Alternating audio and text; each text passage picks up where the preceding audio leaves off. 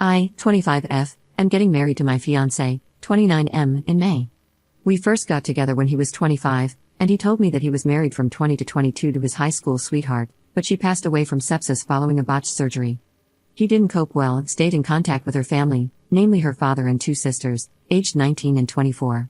It was a soft spot for me for a while at the beginning because they had so much history that we would not have, and it was tough knowing that she was still present in his life. I never told him and decided to work through it on my own, especially considering that he would often spend time with her family during our relationship. On her birthday, their anniversary, and the anniversary of her passing, he'd spend the day with her family. It was uncomfortable at first knowing that the man I loved was reminiscing about love he had with someone else, but I kept trying to see it from his perspective, and in the last couple of years, I have become completely secure in our relationship, and it doesn't bother me much anymore. Well, he proposed this time last year, and I was over the moon. I love this man with all my heart, but I recently learned that he never told them that we got engaged. I've been trying out local coffee shops the past few months rather than my usual routine, and I tried a new one. His late wife's sister worked there, and other than it being awkward, she did a double take at my engagement ring and looked really unhappy. I didn't mention it and left. My fiancé told me that she kept messaging him on social media about it, and I wasn't happy that he kept it a secret. He apologized and was very remorseful about it all. He said that he didn't want to hide me, but he didn't want to hurt them either, and that both of us were a huge part of his life. I understand that and let him off the hook slightly, just telling him to be upfront with them from now on. That was that, or at least, I thought so. A week ago, on Sunday, I received a message from the 24-year-old asking if I was happy with myself, stating that I would never replace his late wife and that if she were still alive, he'd choose her over me every time. She even insinuated that he only kept me around for my money as someone to satisfy him in bed. I ignored it, but I can't say that it didn't affect me. When you're in my position, all these points are ones you have to work through, and it's not easy to get over those insecurities. It feels like a blow to the teeth when they're used against you. I mentioned it to him, and he comforted and reassured me. He said he'd set boundaries with her, and I'd never have to hear from her again. Fine by me. That was until I found my car with bleep and grave robber smeared in red paint. I had saved for this car for a year, and it was expensive, very expensive. The tires were slashed, and the windows were cracked. I asked the store a few doors down for their CCTV camera footage of that night, but it was blurry and didn't catch much. It did manage to capture half a license plate though and the color and make of a car. It was his late wife's youngest sister's car. I told him I was filing a police report, and he asked me to hold off until he talked to them first. I told him no, but I would if they paid for the damages and apologized to my face. He set up the meeting for last night, and it didn't go well to say the least. Everyone was shouting. The sisters told me that they, yes both of them, had nothing to be sorry for and that I should leave their family alone, including my fiancé and their family. He told them that it wasn't fair to him to be lonely forever and that he'd hoped they'd be supportive of him finding love again. They told him he was betraying his late wife and that he never loved her if he'd marry someone else. They didn't have a problem with him having a new girlfriend because he'd realize she was the only one for him and get tired of me. Now that hadn't happened, they were putting their foot down. The youngest told him to tell me that they were right and that he'd never love anyone like his late wife. My fiancé broke down at the table. I picked him up and made us leave. I told them I'd be filing a report and suing for damages, and the next time they saw us would be in court. When we got back and calmed down, I gave him an ultimatum. Either he cuts contact or we call off the wedding and go our separate ways. I wasn't going to live my life with this harassment and someday subject my children to their bullying. He said they would never bully a child, but I shot him down and said he didn't expect any of this either. He called their father, who was fairly chill about it all but still defending his daughters. They say I shouldn't control him and that I'm horrible for cutting them off. I don't know what to do. I can't live like this, and I don't think I should have to just because we're getting married. Update 1. Hey everyone, just a mini update to clear some things up before I have a discussion with my fiancé either later today or tomorrow about my ultimatum. I didn't sleep at all yesterday or the night before, for obvious reasons. There's a ding on my phone at least once an hour from them saying one thing or another, mainly the 19-year-old, and I don't know what they've told people. But I've got a message from one of their uncles and grandparents calling me horrible stuff too. So obviously, they've been spreading what's happened this week and twisting it. I haven't blocked them because I want to gather as much evidence as I can for the inevitable case. Regardless of any outcome with my fiancé, I will be suing and filing a criminal case for harassment and vandalism and seeking a restraining order. I just haven't had the mental fortitude to do so yet, and I'm hoping my fiancé will help me. I haven't spoken to my fiancé since the argument at the table, other than to tell him they go or I do. It was my choice to give him a couple of days' space to come to terms with everything, and I will contact him when I'm ready. All of this, from the first message till now, has been a week. It's a huge weight to contemplate leaving people you've known for 15 years and who you grew up with. He did set hard boundaries with the sister from the coffee shop, as I've seen the messages.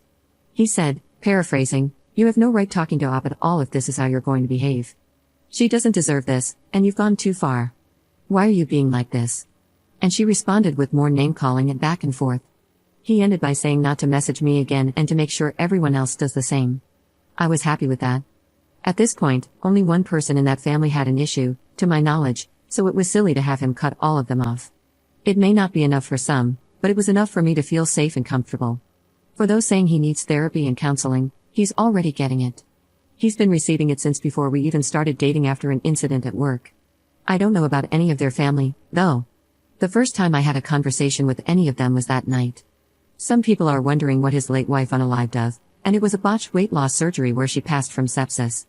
People were wondering if he was somehow the reason behind the surgery, hence the family's insane reaction, but he was not in the slightest.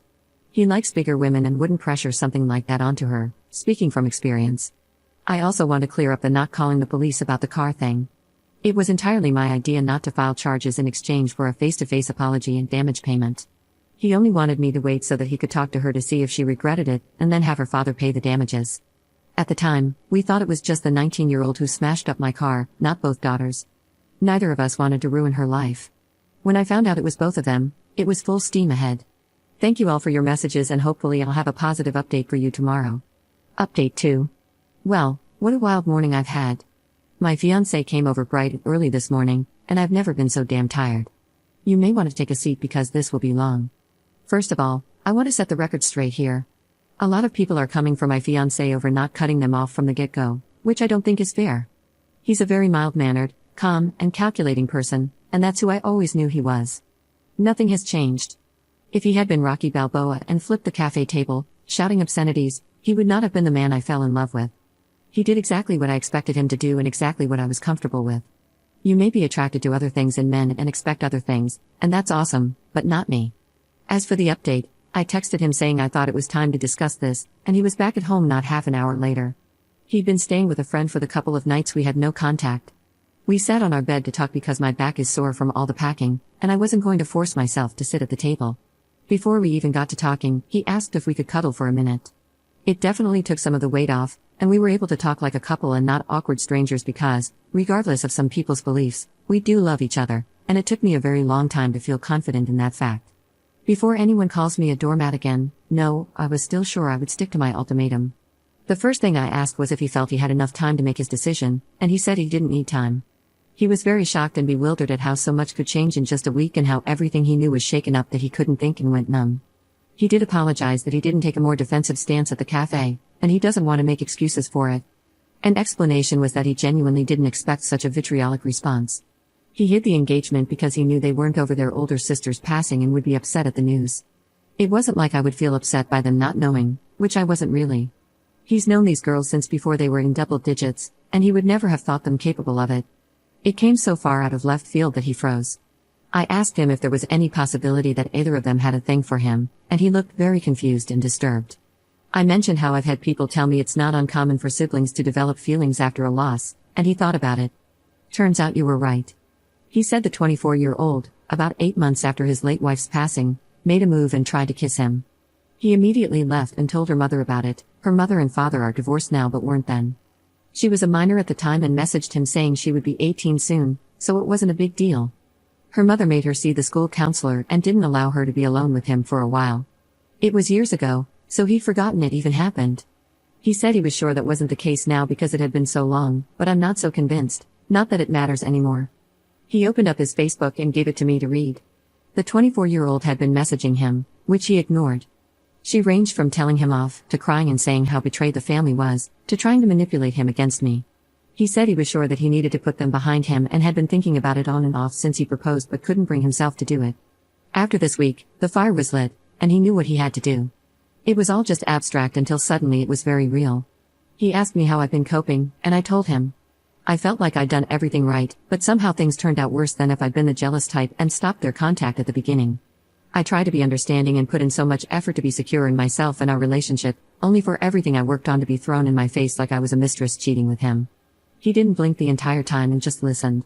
He said he should have been more observant and realized I was struggling with this so that he could help me, but I've always been the strong one, so he neglected too, and he'll do better.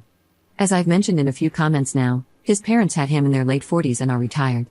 He hates involving them in negativity, but I was stunned when he said he's been talking to them about this since the first Facebook message. They were very understanding, but his father took a tough love approach. He said the best quote I think I've ever heard: "Get your act together before the jig is up." They offered to come stay for a while and help us move. I don't think that's necessary, but I really appreciated the thought. On the subject of moving, I made it clear that I would not be living in this house any longer than I had to, and he completely agreed. His parents offered to find us a place in their state if we wanted to have more of a support network, and I'm honestly considering it after all this. They're only a state away from my own family, so we'd be a lot better off. His job is remote, and I should be able to find work there easily enough. I've been in contact with a friend who's a mechanic, and they've quoted me between 1–2K for the damages, but that's in a cost estimate with a discount. A few people have said to get a real statement and to shop around, and the real cost is between 4–5K, and that's just for the noticeable damage. My friend thinks they've done something to the engine, so thank God I couldn't drive it anywhere. He thinks I may be entitled to a replacement car altogether. If so, I will be sure to sue for it, and that's not going to be cheap. After all the emotional things were discussed, he mentioned when I would be comfortable enough to go to the police.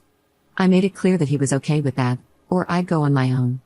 He said, the surest I've ever seen him, that this is what needed to be done, and he wasn't going to let them continue. He'd done enough to try and shield them, but he wasn't going to let it come at my expense.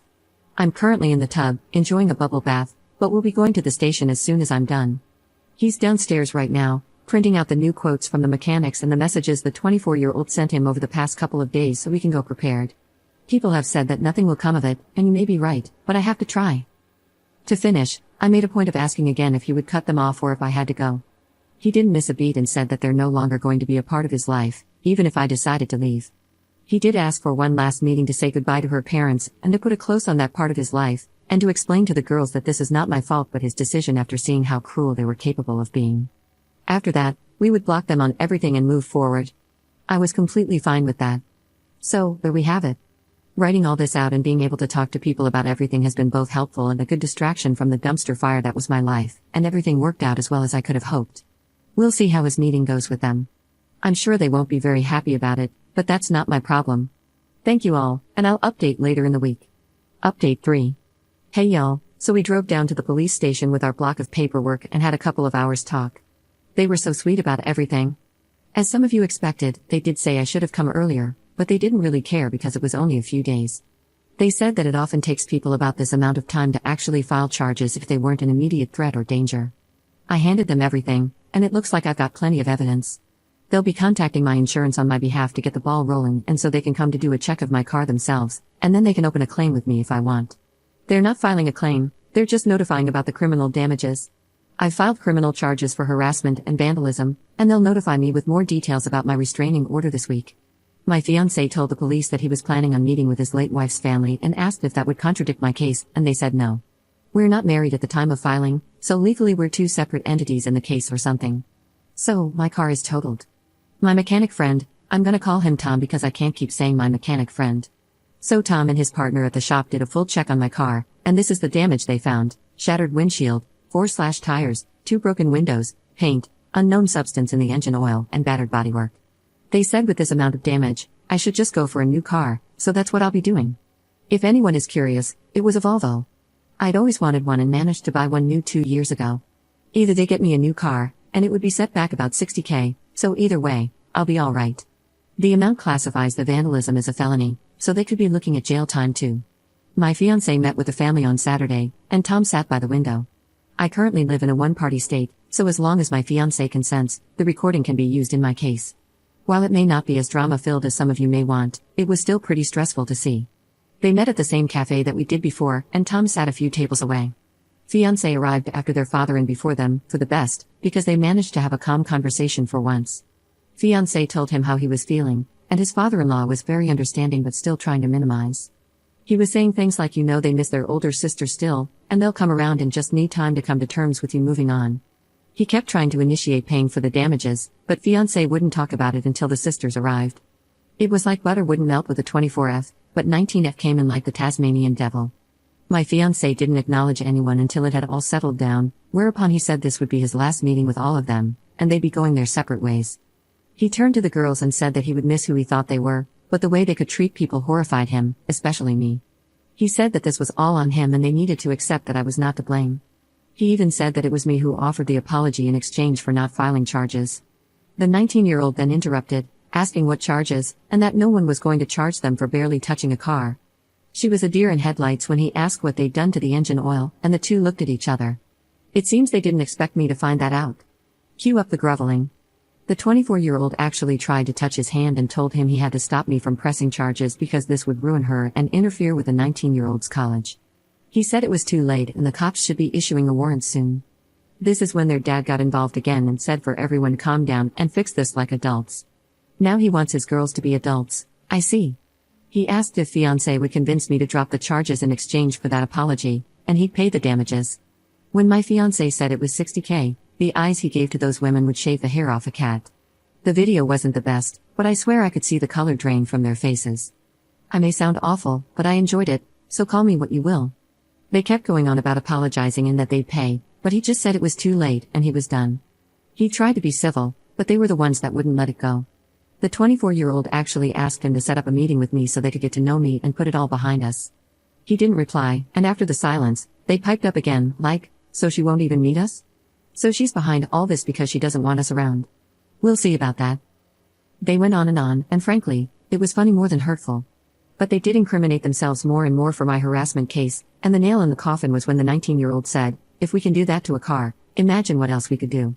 That, my friends, is both a confession and a threat of bodily harm.